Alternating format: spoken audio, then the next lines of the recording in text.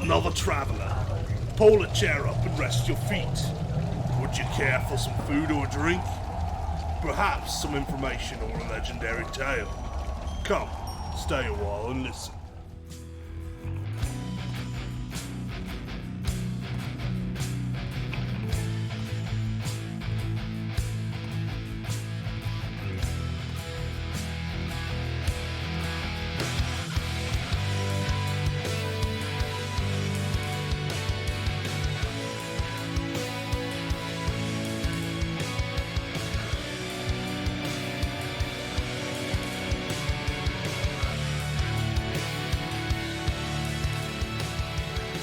Hello, welcome to Tavern Legends, episode 2 of Table Talk. I'm Clayton Friedemann here with Jacob Yambor.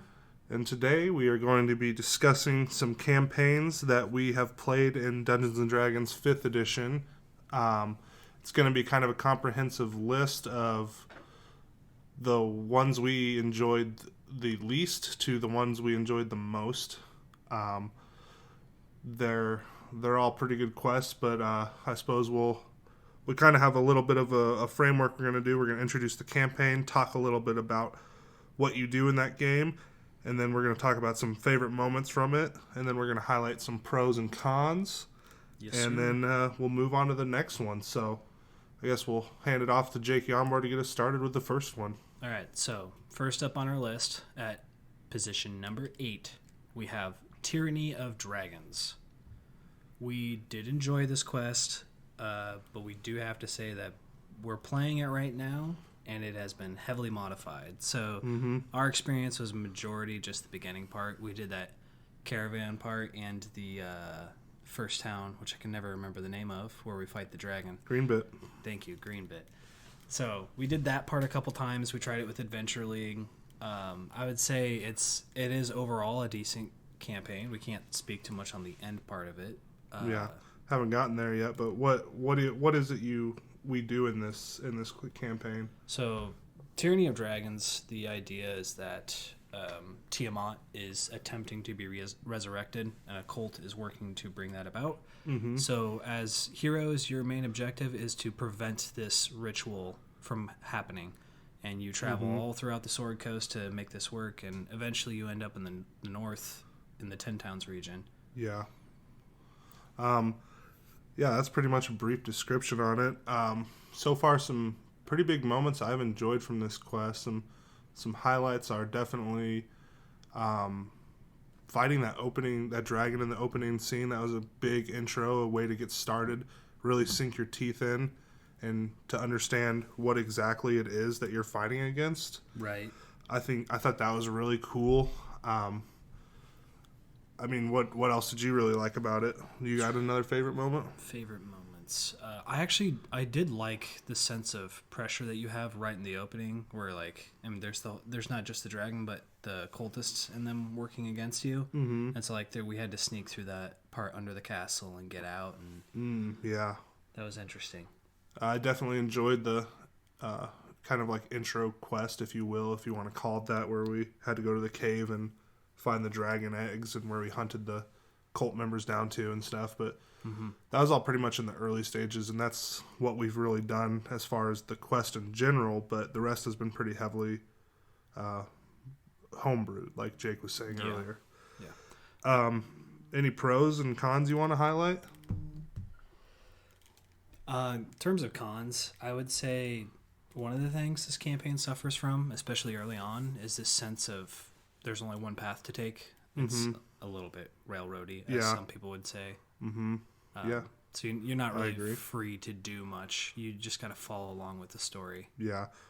Of course, that kind of usually ties into the DM and everything and what they want to do. But if you're following it straight as, then it can be a little railroady.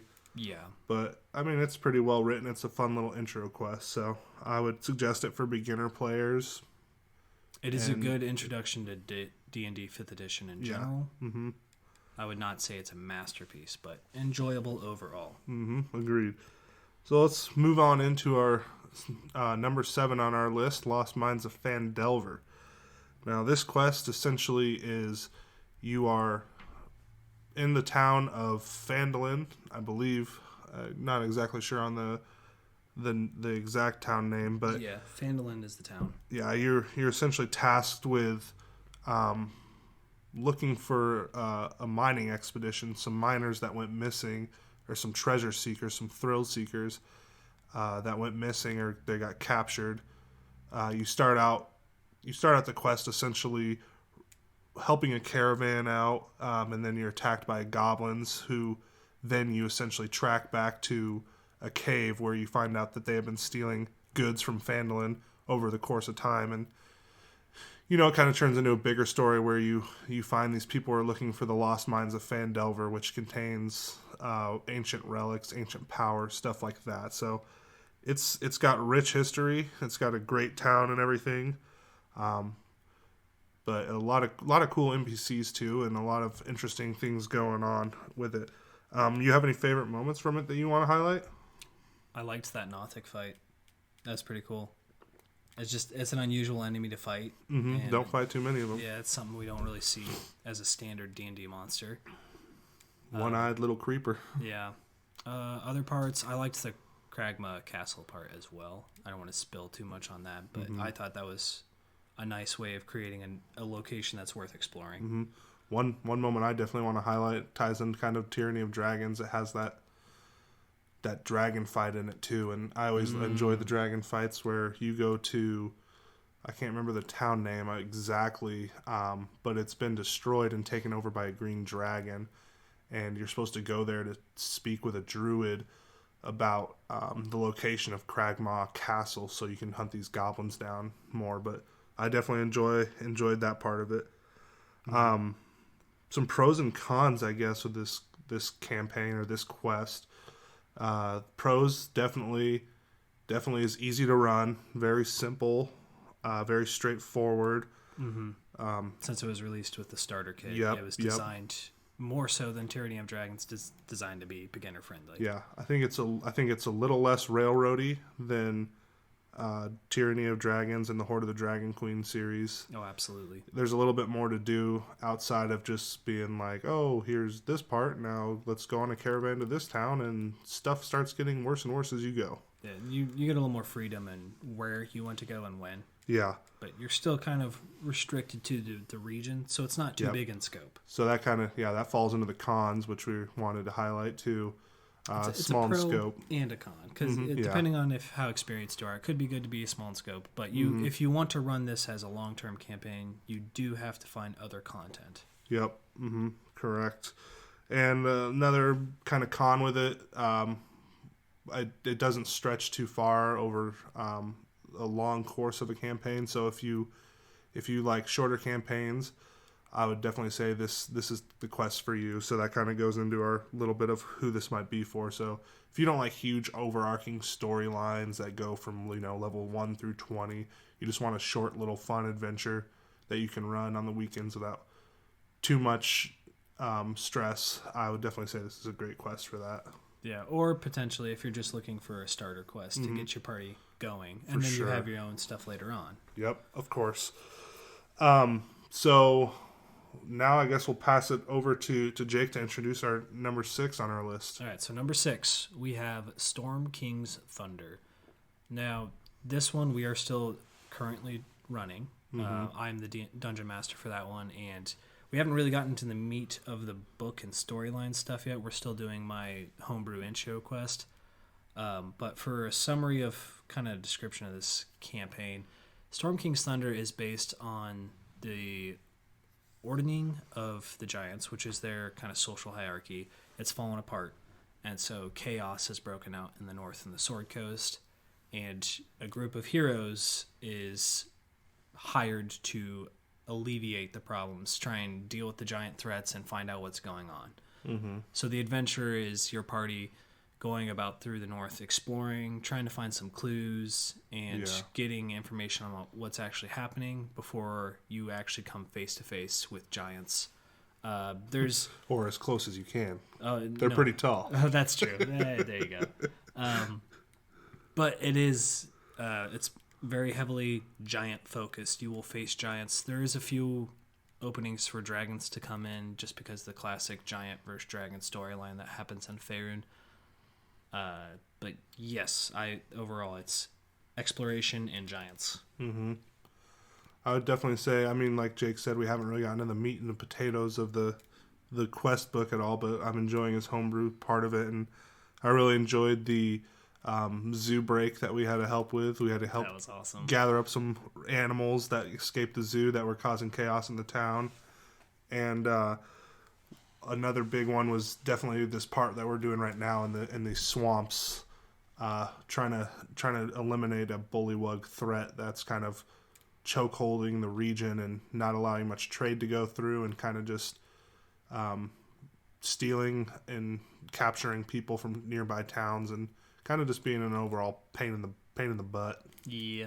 To touch on that quickly too, this homebrew quest I guess I'm writing, it does tie into the greater Storm King's Thunder thing. And I'm adapting some of the ideas I've learned from later in the book about exploration and more of a open sandbox appeal. So I've given them this map to use to explore instead of saying you have to go here and here and here.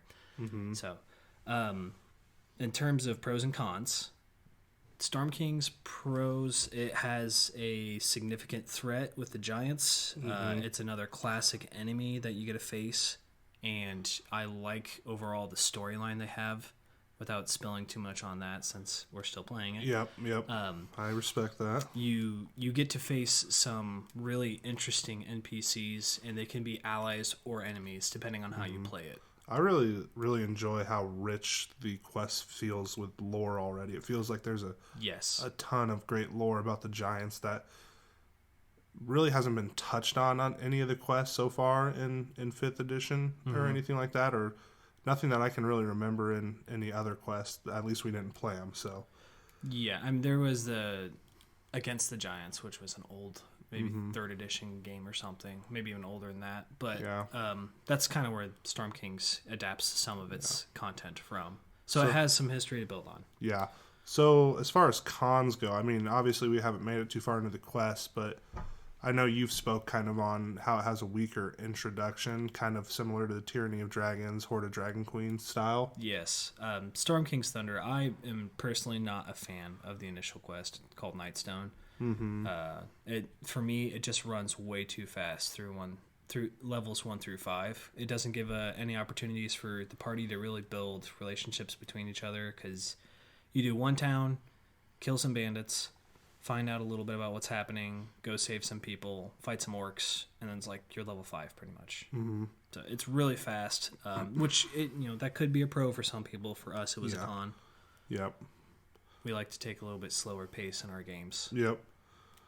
I haven't heard too much cons other than that from the community and you yourself, just kind of reading ahead on the quest. So I personally don't have anything else. I know you just kind of spoke on that. So I would say another con that kind of comes up later, in being so open and where you can go, you have to be very aware of the locations and events that can take place. So you have to have a pretty good understanding of not just one path, but like the whole region. You have to at least have a basic, this location is here, this location is here, so you have to do more planning, I would say. Yeah. So what kind of group do you think this caters to then most? Storm King's Thunder, I would say it caters to a party that's looking for a classic underdog appeal. You are fighting against the odds. You're facing giants, and there is the final threat that is revealed is a whole nother tier of danger. So it really builds on this idea of get me excited. Yeah, you're almost always an underdog, and you still have to succeed. So I'd say that kind of classic appeal is there, and then also people who are looking for something that's very lore heavy and exploration heavy. Right. All right. Yeah. So those last 3 that we talked about have kind of been quests we're still working on. Haven't really finished 100% exactly. Well, so aside from Phandelver. Well, we never really. We got really close to finishing. We ended up switching from Wave Echo Cave. We switched off there. Yeah. But the character survived. Yeah. Oh yeah. They did. Just kind of a little unfinished project. So now we're going to kind of get into some more that we kind of finished, and that's why I think they're a little higher on our list too.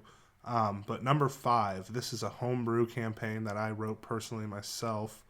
aside from the intro. It's going to be called Orbs of Elemental Chaos. This quest actually started out as an early 4th edition campaign, and we transitioned it into 5th edition as soon as the release of 5th edition came around. But a little bit about it is the description and everything is it was really heavily catered towards individual character storylines. So, but essentially there was this group of guild masters, or I don't know what you want to call them. Pretty much cultists. Cultists, yeah, that can be a good word. That lived in Akinol. It was a council of them, 4 of them. 1 earth, 1 water, 1 air, and 1 fire, Genasi. And they were in Akinol, and they had discovered a orb while digging. I can't remember exactly where it was, but this orb contained unlimited, untapped elemental energy that they were trying to draw on and restore from, but at the same time it would cut into their lives and their life and everything like that, and so they couldn't just take it all in at once. It had to be a slow burn, kind of building up to what they ultimately transformed it into, which they managed to transform themselves into elemental gods of chaos, each with their own respected Genasi types as the gods they became. So that's kind of what it was, but the heroes had to go on a quest to the Sword Coast and essentially, fight through their own individual stories and everything like that. So it was a really, really catered to them. I don't want to touch too much on the individual stories. If you guys have some questions about them, we can get into it in a later episode and everything, or you can just ask us personally about it. But that's kind of a little bit of a rough draft of what we went through with it. Are there any highlights or anything you want to talk about playing in it, Jake? I was just the DM, so. Yeah, highlights, let's see. The ending was really good. We had a good ending. Epic fight at the end, which almost led to a total party kill, but... Yeah, I'd say overall my favorite part was the Vecna fight, though. Yes. That was so cool. Yeah.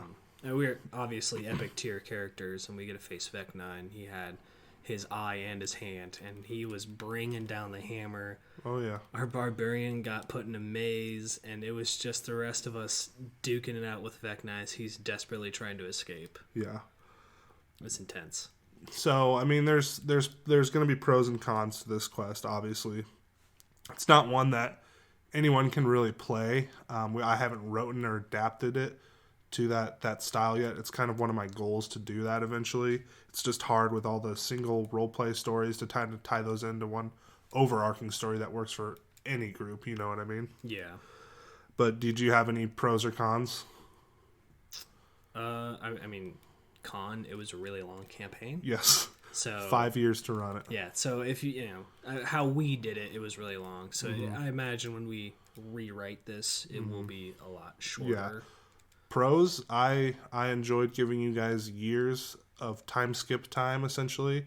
Arcs of just you guys being able to be yourselves and have years to do and achieve goals of things that you guys wanted to do. And it's a system I would like to see more implemented into the Dungeons and Dragons world. Not so just like, you got to rush to do this, Like, I want to see that kind of slow, nuanced feeling where it's like, all right, yeah, you completed this quest, but now things are going to be calm for a while. Not everything's going to be chaos because that chaos has been taken care of, but the new threat is kind of moving in. It's all about the long game instead of like just little bits and pieces that work together and stuff like that, kind of. Yeah, it was nice to have downtime activity. That was when we really started exploring it. Yeah, so I mean, I guess I'd suggest this quest for anyone. It's pretty... I mean, I would suggest... I'm not going to say this quest because, like I said, we don't have it done, but I would suggest a homebrew quest for anyone. It's a fun way to really get your group involved with each other and to keep everyone interested. And it really caters to their characters and building a story together. So that's about it for that one. That was number 5 on our list. All right, sitting at number 4, we have one that is extremely popular. We have Curse of Strahd. This Curse of Strahd campaign it's pretty dark. I mean, we're facing a vampire named Strahd, and his own playing Barovia, He has nearly complete control of the region, and Yeah. the adventuring party is basically wandering into this by chance. Yeah. There's more behind the scenes that happens, but from the point of view of the player, you're basically just doing your own thing, and all of a sudden you're there. You're in Barovia, and there's no escape. And you're like, how do I get out of here? Where am I? Yep. So These mists just come in and absorb, envelop the party. The next thing they know, they retract, and you're suddenly in this new dark gray world with someone to give you a nice introduction. Strahd himself. Foggy and so Strahd has complete control over this area. He has control over the minions, and the townsfolk live in fear. And the goal of the campaign is to try and find as many allies as you can and fight back against them, so you can get out of this place. Right. I've had a ton of good moments in this, but I'll try to narrow it down to just a few. My personal favorite is the Murder House intro. Absolutely love that. Yes. So our Dungeon Master, Matt, for this game, he actually mentioned this to me. Like, we did this Murder House part, and we just skipped the town. We left the town of Barovia, which is one of the major towns of the campaign. So it was interesting in our approach. We completely went off the track and did our own thing. Yep. So that is a nice thing about Curse of Strahd. We'll get into the pros and cons, but in terms of favorite moments for myself, we actually, since we're still playing this one in this current run, I actually just had a moment where I believe this is a little bit homebrewed, but I just faced the abbot, and we had this tense moment where it was this religious philosophical battle between my character, who worships Kelemvor, and this guy who is basically a fallen servant of Pelor. And we ended up duking it out, and my character got that final kill with an inflict wounds. It was, I was pretty proud of, in terms of roleplay, great roleplay time, and a really satisfying finish there. Mm-hmm. I would definitely suggest this quest to anyone who enjoys a darker, grittier kind of roleplay, dusk noir style. A little bit of a gothic feel to it. Yep, definitely has that. If you like that little touch of Transylvania or gypsies moving goods and setting up camps and stuff like that with a little bit of lycanthropy thrown in there, this is the quest for you. And, just another good thing and super awesome thing about this quest, it is versatile. You can play this quest almost an infinite number of times just based off of the deck of cards you're supposed to use to draw your fortunes and everything. Yeah, the fortunes basically decide the game, and they change almost every game. Yep. So it has a lot of replayability. Yep. That's a good pro. And I would say a con, since we didn't touch on that. Yeah. It's dangerous. It is a very lethal Yep. game. Like, do not expect to survive. So, if you enjoy those things that we highlighted and everything that we just talked about, this is the quest for you for sure. So this next one is going to be number 3 on our list, Murder in Baldur's Gate. This quest essentially was released before 5th edition was even out. It was just a playtest module that they had released. So this was when it was currently called D&D Next. Yeah, when they were wanting feedback from the players so they could essentially adapt it and use it to build Faerun based off of the players' interactions. They thought that was a good idea, and it definitely was. We love this quest, but essentially the whole goal of it is you go to Baldur's Gate, and there's kind of a vie for power. There's this power struggle between three groups. There's the thievery kind of guild, which the leader is, if you can remind me of the name. Will Sorale. And they're in the outer city. In the outer city where all kind of the trash lives and all the not wanted people. The undesirables of sorts. Whatever you want to call them. And then there was, in the main town, the middle class kind of people, but that was ran by older Ravengard, if I'm pronouncing that correctly. Yes. And he was working for the Flaming Fist, and he was trying to kind of just bring order to town his way. Mm-hmm. And then the last one was an upper class noble who lived in the Kingdom District.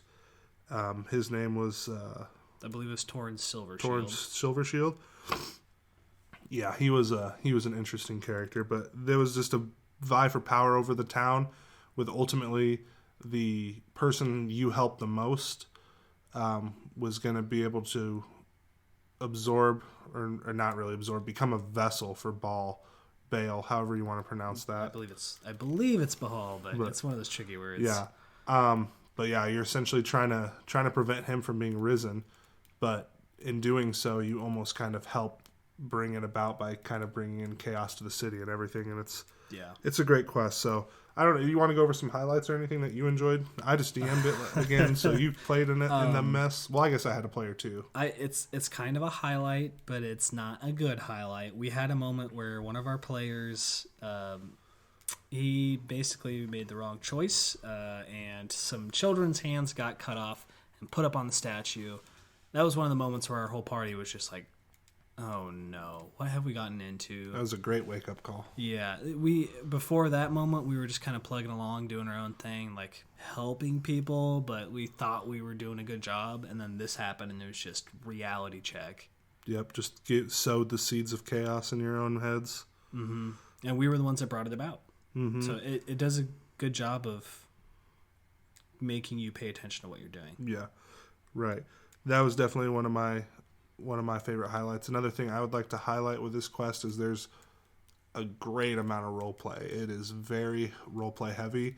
So if you enjoy kind of working through a town and all of its many people and different faces and very diverse backgrounds, this is definitely that kind of quest. So I guess kind of moving into some pros and cons. I kind of want to start off with some pros here. Pros are it's a very, very limited scope quest. You could kind of make it a con if you're not into that thing, but I like the limited scope. The whole quest takes place in Baldur's Gate, which is nice. It's a large town. There's much to explore, and there's just adventure around every corner without going outside the city. Yeah, if you can get your hands on the booklet that comes with it, it does a great job of describing the city. It sets a very thematic feel. Like there's the description for the town. In the morning, it's like there's a heavy fog that lies over the harbor, and they even go so far as to give you descriptions of foods that the people eat and everything. Mm-hmm. So it's a very enriched experience of a town in the Sword Coast. Yeah, that's really about the only pro I wanted to highlight. I mean, there's more, but I don't want to ruin too much. This is definitely one that's good to play through, just for the sake of. What about you? Any cons or any in terms any of cons pros that you got? Cons, I would say it is a frustrating experience. It can be very fun, but it is frustrating because the way the quest is designed, you're almost set up for failure. Mm-hmm. So let that be known when you're jumping into it. There's a very high chance of failure. It was cool to see that your choices. This is kind of a pro. Your choices actually build up to the result. Mm-hmm. So it does have a little bit of replayability in that way.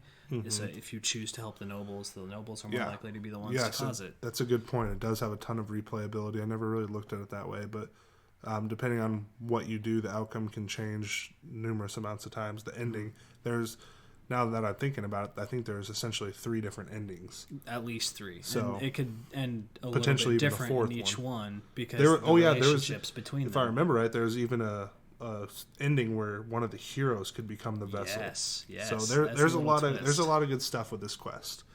I would definitely suggest this one for.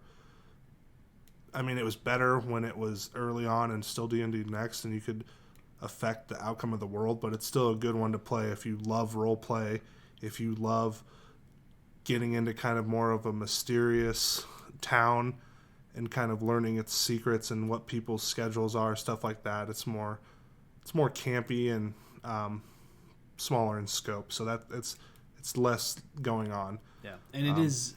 It could be a pro and a con, but this is a very short quest. Yep, we finished it in about 12 hours one night. We did a power session. Yes, so it's not going to fill a lot of months of gameplay. Yep. So moving on, anyways, to our number 2 quest on our list, Tomb of Annihilation. I'll speak a little bit on this one because I ran it as a DM 2 times. Yep, 2 times, but that was by choice. Essentially, you're tasked from this lady in the town of Waterdeep to help save the world. Essentially, not really the world, but to save her. She's told that she's been afflicted by a curse where since she's been restored from the dead previously, that she's starting to deteriorate and her life is starting to dissipate now. And you're sent to Cholt to investigate this source of the curse, where you have to go through the jungles and fight numerous amounts of challenges, undead, flying folk, Natives. pterodactyls, natives, grung, goblins, anything you can think of, dinosaurs even. Yes. It's usually all there. It's a dangerous place, but ultimately you find out that the source of the power is coming from a certain place, this tomb, and you have to go into this tomb and go through its many traps and hidden enemies and fight your way and claw your way to the end, where you can essentially find out what exactly is going on. And a little bit of the story gets peeled back layer by layer as you keep exploring these jungles and this tomb and the town around it and everything. So, like I said, I DM'd it kind of twice, but that's because we had a party play. They started at level 1.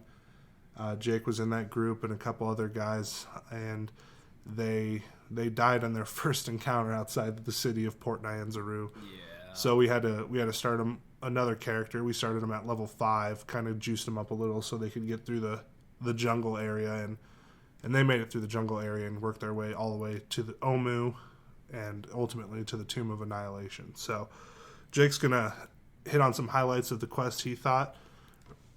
Highlights. The Port Nyanzaru itself is beautifully described. There's so much to do. There's roleplay opportunities, there's games, there's items, so there's a little bit of something for everyone in that way.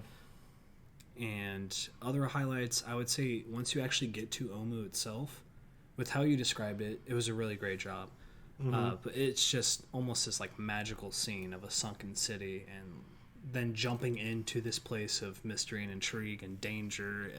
It was a great feel for just like classic adventure, like learning how it came to this state, what happened to this city, why is it sunken down, why is it abandoned, why is no one living here? Yeah. All those kind of good things, definitely. Yeah. One of my highlights is definitely just the pure roleplay and adventure, sense of adventure in this one. It's phenomenal. There's so much to do. There are a lot of NPCs that you can run into in the middle of the quest where, like, for example, we had a certain notable figure, Artist Simber, I believe his name was. He shows up in our game, and the people who are chasing him catch up to us. And so we have this moment where, do we want to help him or fight these people that are probably going to kick our butts? We ended up having to just give up on him and let him go. Yeah. He's a very important character in the story. He can be a powerful ally that can really help the party, or he can really be an ally that comes into the group that brings a lot of stress to the party because of the people hunting him. He has baggage. Yep, he definitely has baggage. But yeah, some pros and cons here. Pros, definitely a very challenging quest if you enjoy that. It's for experienced players. Yeah. Speaking on that though, it also can become just as easy as a normal quest depending on how the DM wants to run it. That option is in the book. That's true. It does exist. I would say to get the especially in the maximum tomb out of the book itself, run it as designed. Probably want to run it as hard as you can. High DCs. There's the meat grinder mode where death saves are 15 instead of a 10 DC. Pros, another pro, it takes place not on the Sword Coast, and it takes place in Faerun still, but in a different little area where you're not used to seeing, and it's kind of outside of civilization, so it's a little more dependent on its own devices and everything like that. So it's more of a rugged, less structured civilization, if you will. And there really hasn't been much jungle content, so a whole new environment in general.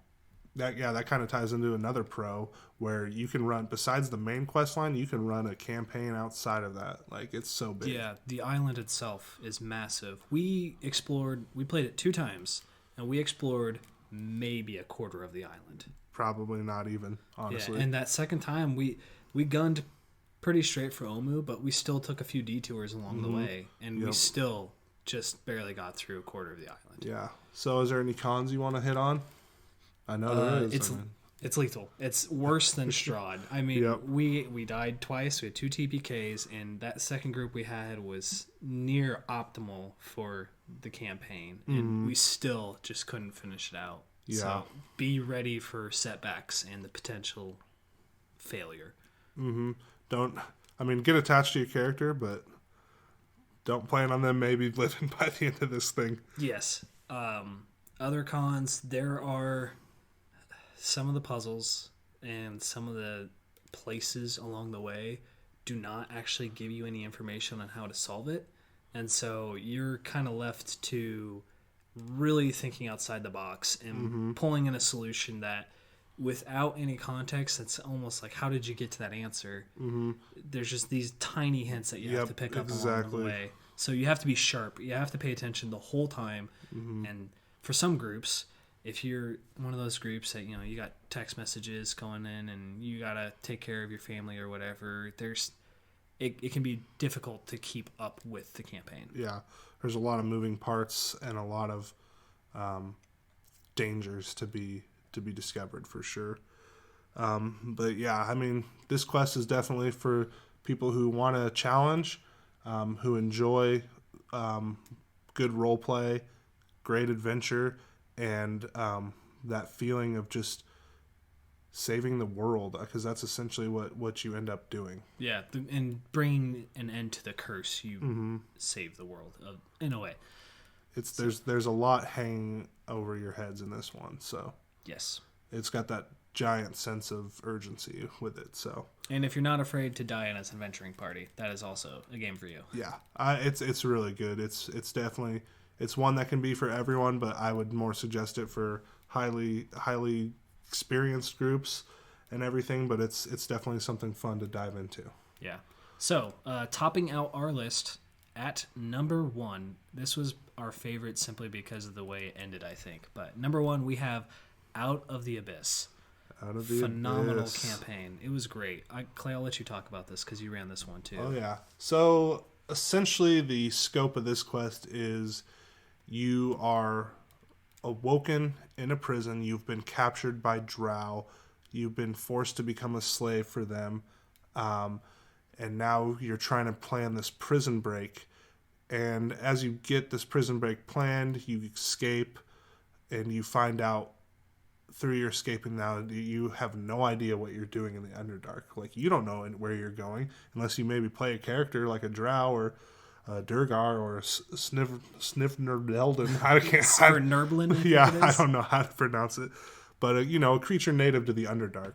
So you have to build relationships with these kind of eccentric characters, these offbeat characters that are not necessarily good, but not necessarily evil.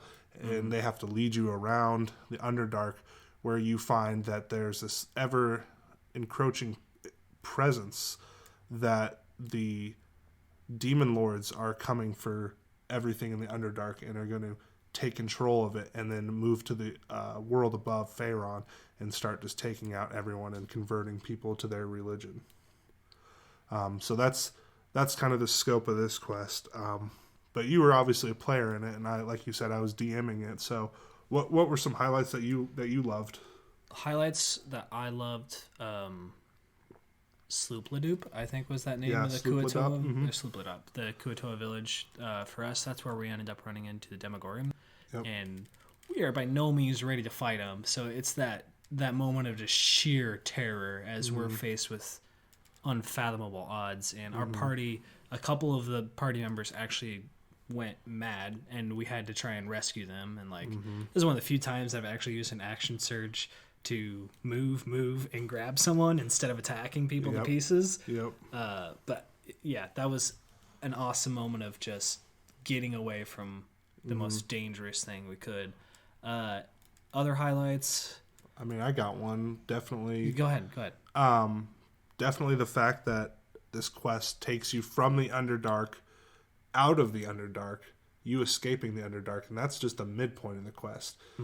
Then you find out that, oh, this threat's bigger than you think, and now you're kind of responsible for taking it on because you have more information than anyone else.